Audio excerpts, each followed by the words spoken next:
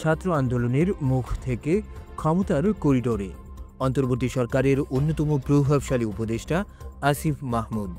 কিন্তু দায়িত্ব নেয়ার পর থেকেই একের পর এক বিতর্কের কেন্দ্রবিন্দুতে তিনি।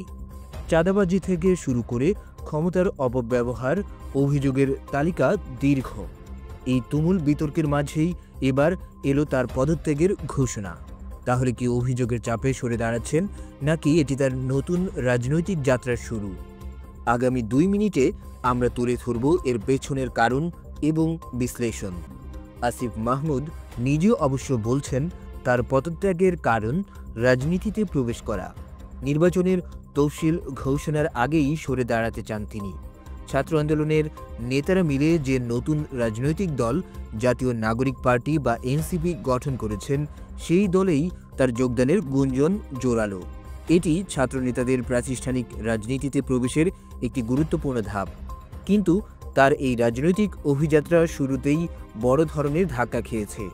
আসিফ মাহমুদের বিরুদ্ধে সবচেয়ে গুরুতর অভিযোগটি হল রাজধানীর গুলশানে চাঁদাবাজির। গণতান্ত্রিক ছাত্র সংসদের বহিষ্কৃত নেতা জানে আলম অপুর একটি স্বীকারোক্তিমূলক ভিডিওতে সরাসরি তার নাম উঠে আসে। যদিও আসিফ ওই অভিযোগকে রাজনৈতিক উদ্দেশ্য প্রণোদিত বলে উড়িয়ে দিয়েছেন এবং 5 আগস্টের পর অপুর সাথে কোনো যোগাযোগের কথা অস্বীকার করেছেন। অন্যদিকে অপুর পরিবার দাবি করেছে এই স্বীকারোক্তি জোর করে আদায় করা হয়েছে।